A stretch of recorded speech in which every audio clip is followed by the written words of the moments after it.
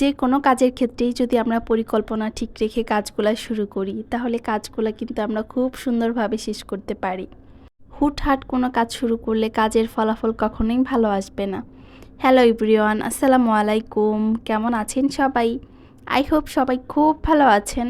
আলহামদুলিল্লাহ, আমরাও আল্লাহর রহমতে আছি খুব ভালোই।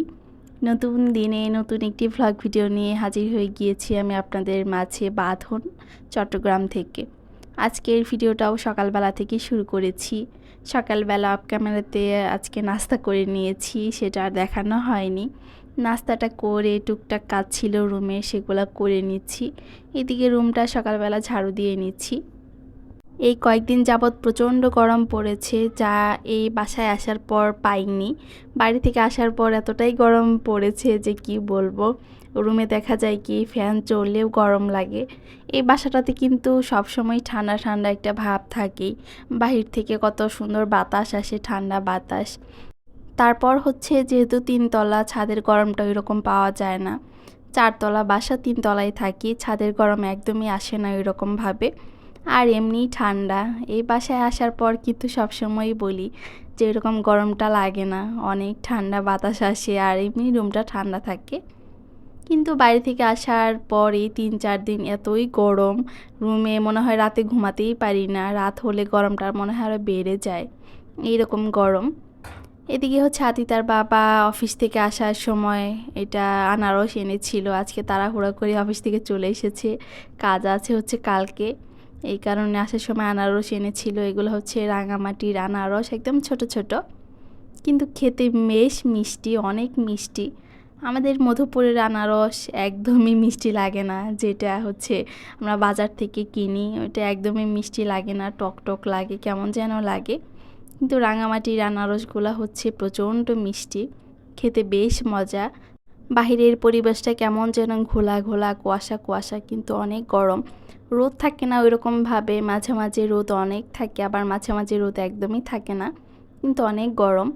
আর এদিকে হচ্ছে ড্রাম থেকে পানি নিচ্ছিলাম, রান্নার পানি শেষ। এই পানিটা নিয়ে হচ্ছে রান্না করে রাখি ছোট একটা বালতিতে। আর এই পানিটা হচ্ছে বৃষ্টির পানি, অনেক সময় আবার কিনি, আবার বৃষ্টি হলে বৃষ্টির পানি রান্নার কাজে ব্যবহার করতে পারি। আর এই ড্রামটা আমি বারান্দায় রেখেছি, রুমে এরকম রাখার জায়গা নেই। ছাদে একটা ড্রাম আর একটা হচ্ছে বারান্দাতে। যখন কলোনিতে চলে যাব এরকম ড্রাম আর লাগবে না, তখন তো ওয়াসার পানি পাওয়া যাবে, কষ্টটা আর হবে না, পানির কষ্ট। পানির কষ্ট কিন্তু বড় কষ্ট। আমাদের এলাকাতে গেলে মনে মনে ভাবি যে এখানে পানির অভাব নেই, আর চট্টগ্রামে পানির অভাব, অনেক অভাব পানির বলা যায়। কেনা পানি ব্যবহার করতে হয়, খেতে হয়। পানি আমরা যে পানিটা খাই ওটা হচ্ছে মিনারেল ওয়াটার, আদিতার বাবা অফিস থেকে নিয়ে আসে। খাবার পানিটা আমাদের ওইভাবে কিনতে হয় না। কিন্তু রান্নার পানি, তারপর হচ্ছে এই লবণাক্ত পানি দিয়ে তো গোসল ওইভাবে করতেই পারি না, সব কাজে পানি কিনতে হয়। বৃষ্টি যতদিন হয় ততদিন ব্যবহার করতে পারি বৃষ্টির পানি, তাছাড়া কিনতে হয়, কিনে ব্যবহার করতে হয়। অনেক কষ্ট এদিকে। আমাদের বাসায় অনেক লবণ পানি। আমার মেয়েকে তো ওই পানি দিয়ে কোনো কিছুতেই ব্যবহার করি না, গোছলও করাই না, হাত মুখও ধোয়াই না। ও তো আরও ছোটো বাচ্চা, স্কিন এমনি পাতলা, এই লবণ পানি পেলে তো স্কিন থাকবেই না। এদিকে কিন্তু কথা বলতে বলতে আমি অনেক কাজই করে নিয়েছি। এদিকে হাঁসের মাংস কিন্তু রান্না করছি। এটা বাড়ি থেকে আনা হয়েছিল হাঁসের মাংস। আমি প্রথমে হাতে মাখিয়ে বসালাম মাংসটা। আজকে এভাবে একটু রান্না করে দেখি কেমন লাগে।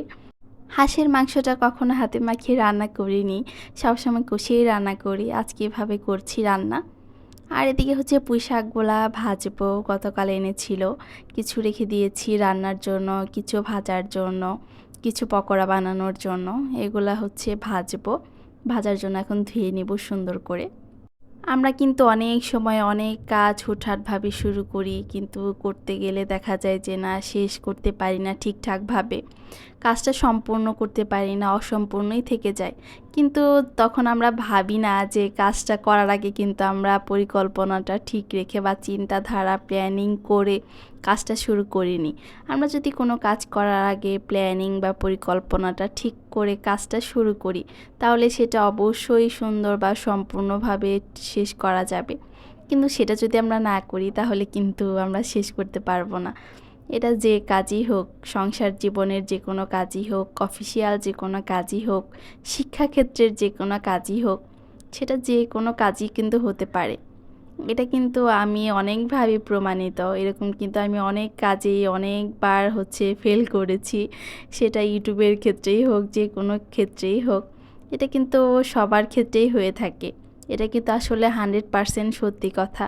পরিকল্পনাটা ঠিক রেখে যে কীভাবে কী করব, কী করলে ভালো হবে, সব কিছু চিন্তা ভাবনা করে যদি আমরা কাজটা শুরু করি, কাজটার ফলাফল কিন্তু আমরা একদম 100% ভালোটাই পাবো, খারাপ কিন্তু হবে না।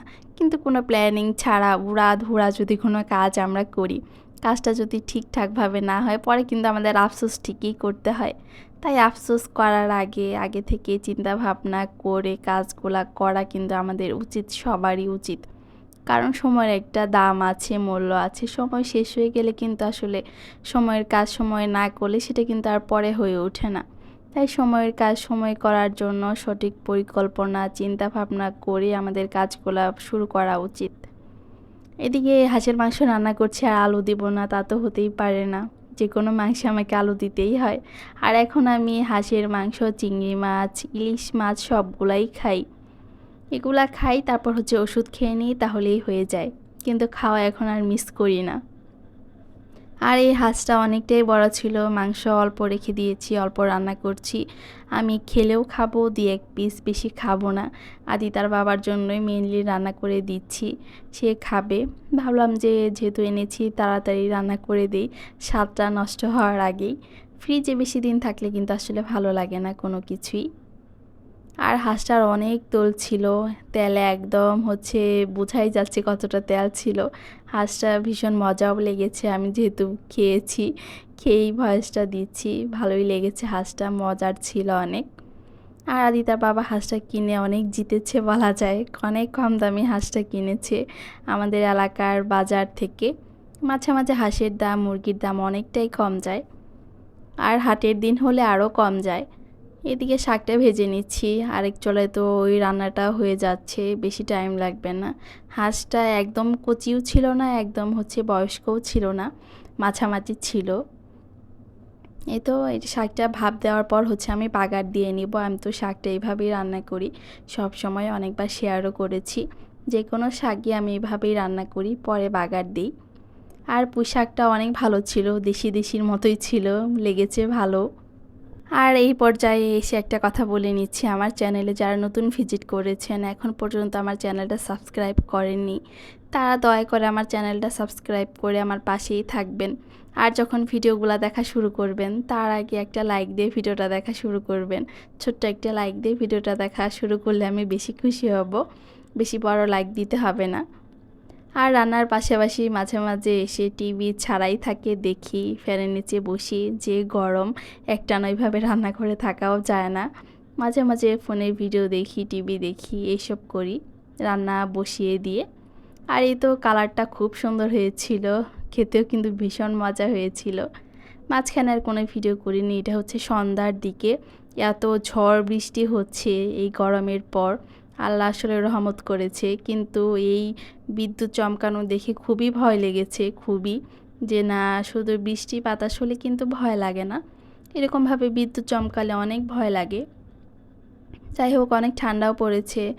আর ভিডিওটা এ পর্যন্ত রাখবো, আর বেশি বাড়াবো না। সবাই ভালো থাকবেন, সুস্থ থাকবেন। আর পরবর্তী ভিডিও দেখার জন্য আগে থেকেই সবাইকে আমন্ত্রণ জানিয়ে রাখছি। আল্লাহ হাফেজ।